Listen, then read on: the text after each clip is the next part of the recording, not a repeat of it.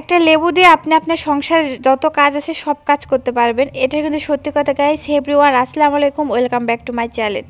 আজকে শেয়ার করব একটা লেবু দিয়ে কী করে আপনার সংসারের সমস্ত কাজ করবেন সেটা। তো প্রথমে আমি এখানে একটা লেবু নিয়েছি। আপনি যে কোনো রকমের একটা লেবু নিলেই চলবে। লেবু দিয়ে যে আমাদের সংসারে কত কাজ হয় সেগুলো আপনাদের সাথে শেয়ার করব। তো প্রথমে আমি এখানে ছোট ছোট করে গোল গোল করে লেবুগুলো কেটে নিয়েছি। আপনি যেভাবে ইচ্ছা করে লেবু কেটে নিতে পারেন, কোনো সমস্যা নাই, তবে গোল করে কাটলে একটু ভালো হয়। আমি এখানে 2 কাপ পরিমাণ পানি দিয়ে দিলাম। অবশ্যই 2 কাপ পরিমাণে পানি দিয়ে দিবেন, কারণ পানি এখানে লাগবে। দিয়ে দিলাম এখানে লবণ। লবণ কেন দিচ্ছি একটু পরে বলছি। দিয়ে দিচ্ছি এখানে খাবার সোডা। আর দিয়ে দিলাম এখানে সাবানের গুঁড়ি। সাবানের গুঁড়ি বলতে বুঝতে পেরেছেন, যেগুলোতে আপনারা ডিটারজেন্ট বলেন, মানে কাপড় কাচা যে সাবানের গুঁড়ি সেটা। সবগুলো উপাদানগুলো একসাথে মিক্স করে এটা খুব ভালো করে 10 মিনিটের মধ্যে খুব ভালো করে জাল দিয়ে নিতে হবে। এখানে লবণ আর সাবানের গুঁড়ি, তার সাথে খাবার সোডা আর লেবু, সবগুলো উপাদান খুব ভালো করে এটা যখনই আপনি গরম করবেন, দেখছেন যে এটা কত পাওয়ারফুল একটা ক্লিনজার তৈরি হয়েছে। এটা দিয়ে আপনি আপনার সংসারে যত রকমের নোংরা জিনিস আছে সমস্ত জিনিস আপনি পরিষ্কার করতে পারেন। সবার প্রথমে আমি দেখাচ্ছি আমার এই গ্যাসের চুলা, যেটা আমি প্রতিদিন পরিষ্কার করি।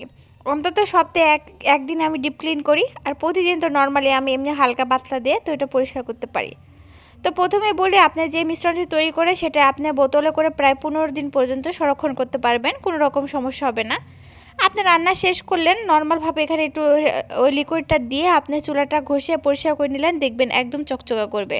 এটা দিয়ে আপনি যত রকমের চুলা আছে, গ্লাস থেকে শুরু করে স্টিল থেকে শুরু করে সমস্ত কিছু পরিষ্কার করে নেবেন। আমি এখানে গরম গরম চুলাটা পরিষ্কার করে দেখাচ্ছি, যেহেতু ভিডিও করব, তো এই জন্য আর কি এটা পরিষ্কার করে নিলাম। পরে যে টিপসটি শেয়ার করবো সেটা জানালার গ্রিল। এই যে দেখুন থাই গ্লাস, এগুলো যে কত নোংরা হয়ে যায়, সেটা তো এমনি পানি দিয়ে আপনি পরিষ্কার করলে বা হুইল পাউডার দিয়ে পরিষ্কার করলে তো পরিষ্কার হবে না।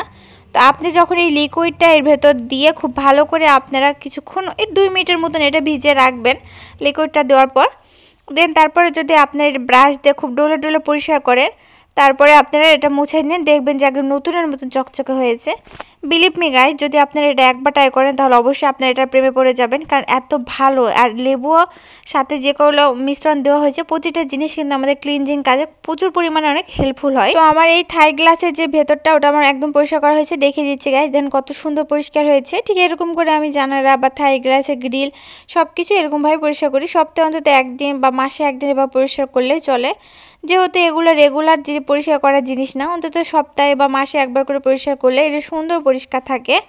আর সবসময় এগুলো মিশ্রণ ব্যবহার করে ব্রাশ দিয়ে সবসময় পরিষ্কার করবেন, দেখবেন অনেক সহজে আপনার পরিষ্কার হয়ে যাচ্ছে। 3 নম্বর যে টিপসটি শেয়ার করবো সেটা কিচেন সিঙ্ক। এই যে দেখেন কিচেন সিঙ্কটা আমার একদম নতুনের মতন চকচক করছে। প্রায় 7 বছর ধরে এটা ইউজ করতেছি। এভাবে যদি নর্মালভাবে আপনারা পরিষ্কার করেন তাহলে এটা তো পরিষ্কার হবে না। তো আমি এখানে মিশ্রণ দিয়ে দিলাম। এই মিশ্রণটা দেওয়ার পর খুব ভালো করে জালি দিয়ে ঘষলে দেখবেন একদম নতুনের মতন চকচকা করবে। অনেকে কি করে হারপিক দিয়ে পরিষ্কার করতে লাগে দাগ হয়। তো আপনারা এই মিশ্রণটা দিয়ে একবার ট্রাই করে দেখতে পারেন, অবশ্যই আপনার ওই হারপিকের যে দাগটা আছে সেই দাগগুলো 1 মিনিটের মধ্যে উঠে যাবে। নাম্বার যে টিপসটি শেয়ার করবো সেটা বেসিংয়ের নিচে যে সিঙ্কটা আছে সেটা, যেহেতু ময়লা যায়, এই জায়গাটা খুবই নোংরা হয়ে থাকে, বিশেষ করে অনেক গন্ধ হয়ে যায়। তো আমি এখানে প্রথমে মিশ্রণটা দিলাম, দেওয়ার পর কিছুক্ষণ রেখে দিব, দেন তারপরে এটা খুব ভালো করে ডলে নেব। যেহেতু আমি ভিডিও করছি তাই আমার রাখার টাইম পেলাম না, অবশ্যই আপনারা অন্তত 1-2 মিনিট এটা রেখে দিবেন। তারপর এটা খুব সুন্দর করে ডলে পরিষ্কার করবেন গাইস, দেখবেন যে অনেক যে দুর্গন্ধ, সেই দুর্গন্ধটা তো হবে না, আর এটার নিচেটা অনেক সুন্দর করে পরিষ্কার হয়ে যাবে। আমি অন্তত সপ্তাহে একদিন খুব ভালো করে এটা পরিষ্কার করি, যেহেতু বেসিংয়ের সিঙ্কের নিচে সবার চোখে পড়ে। আর আজকে আমি বেসিংয়ের সিঙ্কে যে পাইপটা আছে ওই পাইপটা পরিষ্কার করে নেব। তো এই জন্য এখানে আমি দিয়ে দিব এই পানিগুলো। দেখুন গরম গরম পানিটা দিয়ে দিবেন। দেওয়ার পর তো খুব সুন্দর করে এটা ওয়াশ করে নেবেন। দেখবেন যে গরম পানি দেওয়ার পর যখন আপনারা এটা হাত দিয়ে এমনি ডলবেন ন্যাকড়া দিয়ে, তখন দেখবেন যে এমনি এটা উঠে আসছে। এত সুন্দর কাজ করে আপনারা গাইস, অবশ্যই আপনারা ট্রাই করে দেখতে পারেন। 7 নম্বর যে টিপসটি শেয়ার করবো সেটা যে দেখুন রুটি সেঁকার তাওয়া। যখন রুটি সেঁকা হয় তখন এই তাওয়ার নিচে দেখেন একবারে কি অবস্থা, একবার কালি কালি হয়ে যায়। তো এই মিশ্রণটা দেওয়ার পর খুব সুন্দর করে এটা ডললে খুব সুন্দরভাবে কড়াইটা পরিষ্কার হয়ে যাবে।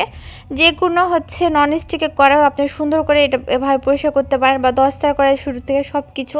কারণ রান্না করার পরে দেখবেন যে অনেক সময় হয় না যে কড়াই কোনো কিছু পুড়ে গেলে, কিন্তু কড়াইটা পুড়ে গেলে দেখতে ভালো লাগে না। সেক্ষেত্রে আপনারা এই মিশ্রণটা দিয়ে 5 মিনিট আপনি রেখে দিবেন, তারপর এবার ঘষা দিলে পরিষ্কার হয়ে যাবে।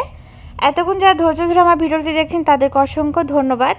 এবার সর্বশেষ টিপসটি আপনার সাথে শেয়ার করব। অনেক সময় দেখবেন যে বেসিং বলেন সিঙ্ক বলেন অনেক বেশি দুর্গন্ধ হয়। তো আপনারা করবেন কি, এই যে লেবুগুলো আছে না, এই লেবুগুলো বেসিংয়েতে রেখে দিবেন। 5-6 মিনিট রেখে দেওয়ার পর একটু গরম পানি দিয়ে দিবেন।